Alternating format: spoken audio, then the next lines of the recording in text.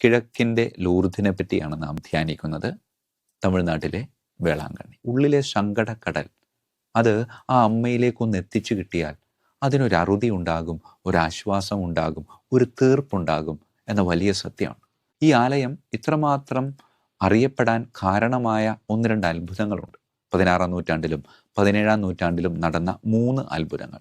ഇവന് വല്ലാത്ത സങ്കടമുണ്ട്. കാരണം ഏതാണ്ട് പാതി തീർന്ന പാലും പാത്രവുമായി ഈ ധനികൻ്റെ വീട്ടിൽ ചെല്ലുമ്പോൾ വഴക്ക് കേൾക്കും. തീർച്ചയായും ഞാനിങ്ങനെ പരിശുദ്ധ അമ്മയാണ്, എൻ്റെ നാമത്തിൽ ഇവിടെ ഒരു ദൈവാലയം പണിയണം.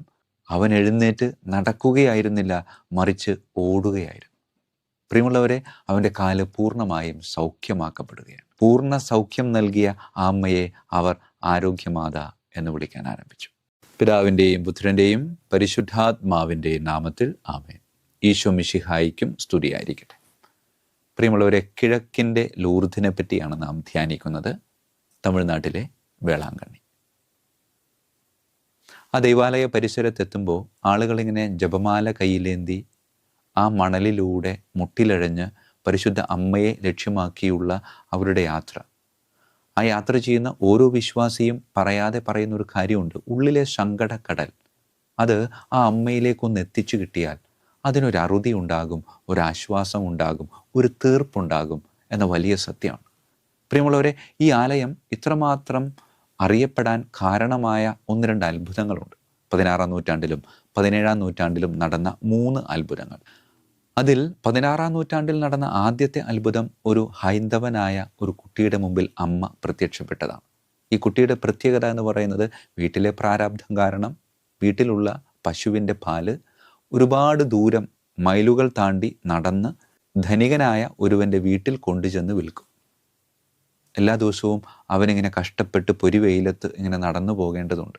ഒരു ദിവസം ഇങ്ങനെ നടന്നു പോകുമ്പോൾ അവൻ വല്ലാതെ ക്ഷീണിതനായി തൊട്ടടുത്ത ഒരു മരത്തിൻ്റെ താഴെ അവൻ വിശ്രമിക്കുമ്പോൾ സൂര്യനെ പോലെ ശോഭയുള്ള ഒരു സ്ത്രീ കൈക്കുഞ്ഞുമായി വന്ന് അവനോട് പറയുന്നുണ്ട്, മോനെ, ഈ കുഞ്ഞിന് വല്ലാതെ വിശക്കുന്നുണ്ട്, മോൻ്റെ കയ്യിലിരിക്കുന്ന പാല് കുറച്ച് തരാമോ?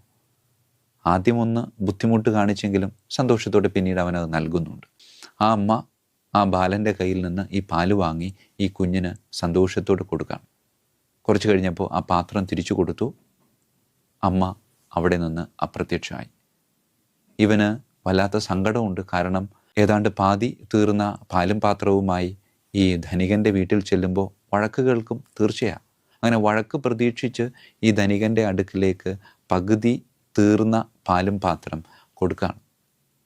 വഴക്ക് കേൾക്കുമല്ലോ എന്ന് കരുതി തലകുമ്പിട്ട് നിന്ന ആ ബാലനോട് ഈ ധനികനായവൻ ഈ ബാലനോട് അന്ന് ചോദിച്ചത് ഇങ്ങനെയാണ്, എടാ, ഇന്നെന്താണ് പാല് ഇത്ര കൂടുതൽ? പ്രിയമുള്ളവരെ, അവൻ ആശ്ചര്യമായി. വഴക്ക് കേൾക്കും പാല് കുറവായതിൻ്റെ പേരിൽ എന്ന് പ്രതീക്ഷിച്ചവൻ പാല് കൂടുതലാണല്ലോ എന്ന് ധനികൻ പറഞ്ഞപ്പോൾ അവനും ആകാംക്ഷയായി. പാത്രം തുറന്നു നോക്കിയപ്പോൾ സാധാരണ കൊണ്ടുവരാറുള്ളതിനേക്കാൾ കൂടുതൽ പാല് അവൻ അതിൽ കാണുകയാണ്. അവൻ സംഭവം ധനികനോട് പറയുന്നുണ്ട്. ധനികൻ ആദ്യം വിശ്വസിച്ചില്ല എങ്കിലും അവൻ്റെ നിർദ്ദേശപ്രകാരം എവിടെ വെച്ചാണോ ഇത് സംഭവിച്ചത് അവിടേക്ക് ഈ ധനികനും ഈ ബാലനും കൂടെ കുറച്ചു പേരും നടന്നു പോകുന്നുണ്ട്. അവിടെ വെച്ച് ഈ ബാലന് വീണ്ടും അമ്മ പ്രത്യക്ഷപ്പെടുന്നുണ്ട്. പക്ഷേ ഈ അമ്മയെ മറ്റുള്ളവരാരും കാണുന്നില്ല. എന്നാലും പ്രത്യേക രീതിയിലുള്ള ഒരു വെളിച്ചം അവിടെ സംഭവിക്കുന്നതായി അവർ രേഖപ്പെടുത്തുന്നുണ്ട്. പ്രിയമുള്ളവരെ, ഇതാണ് പരിശുദ്ധ വേളാങ്കണ്ണി മാതാവിൻ്റെ തീർത്ഥാടന ആലയത്തിൻ്റെ ഉത്ഭവത്തിന് ആരംഭം കുറിച്ച സംഭവം. പിന്നീട് കുറച്ച് വർഷങ്ങൾക്ക് ശേഷം വീണ്ടും മോര് വിൽക്കാൻ നടക്കുന്ന ബാലൻ്റെ അടുക്കൽ, ആ ബാലന് വേറൊരു പ്രത്യേകതയുണ്ട്, അവൻ്റെ കാലിന് മുടന്താണ്.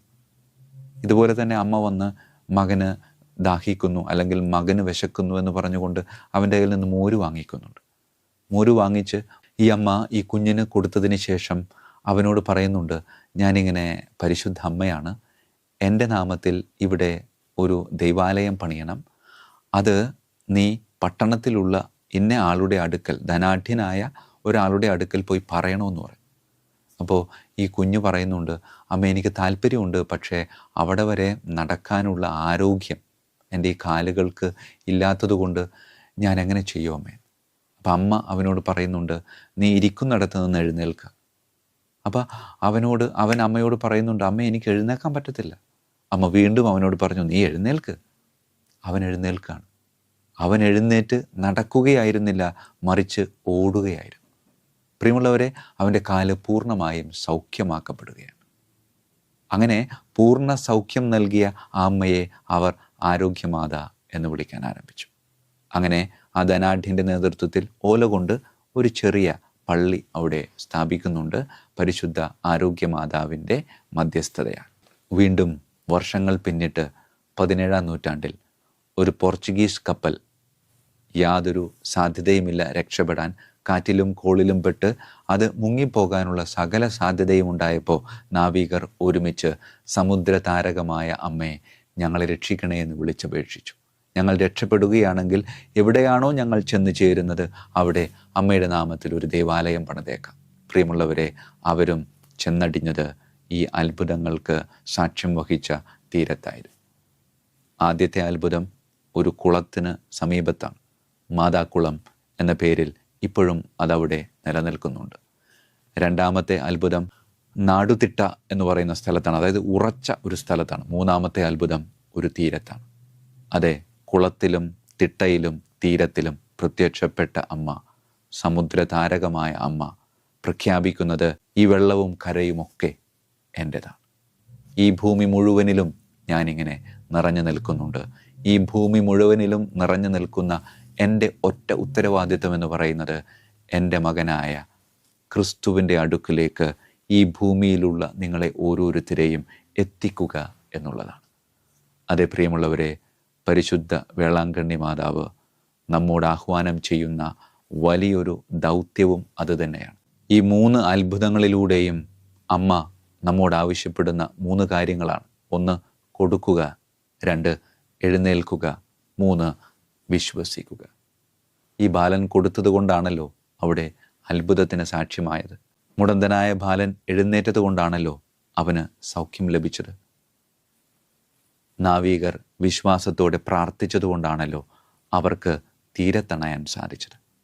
അതേ പ്രിയമുള്ളവരെ, കൊടുക്കാം, എഴുന്നേൽക്കാം, വിശ്വസിക്കാം. അമ്മ നമ്മെ കൈവിടത്തില്ല. പ്രിയമുള്ളവരെ, പരിശുദ്ധ അമ്മയുടെ വലിയ തീർത്ഥാടന കേന്ദ്രമായ വേളാങ്കണ്ണിയിലേക്ക് നാം ഇങ്ങനെ യാത്ര ചെയ്യുമ്പോൾ സുനാമിയും അതുപോലുള്ള ഒരുപാട് കഷ്ടതകളും അതിൻ്റെ പരിസരത്ത് ആഞ്ഞടിച്ചത് നമ്മളുടെ മനസ്സിലേക്ക് കൊണ്ടുവരണം.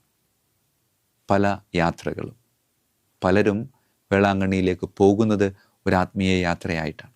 പക്ഷേ അവിടെ നിന്ന് തിരിച്ചു പോരുന്നത് ഒരു വിനോദയാത്രയിലേക്ക് വഴിമാറുന്നുണ്ട്.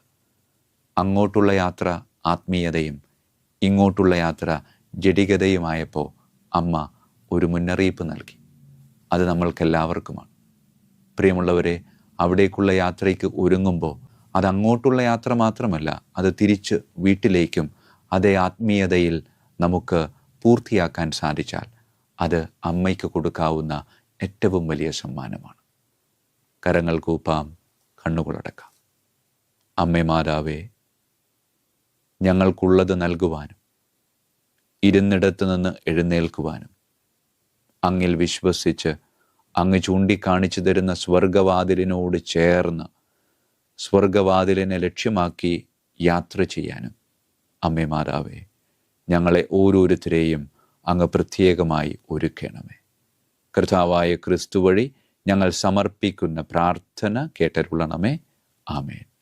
ഈശോ മിശിഹായിക്കും സ്തുതിയായിരിക്കട്ടെ.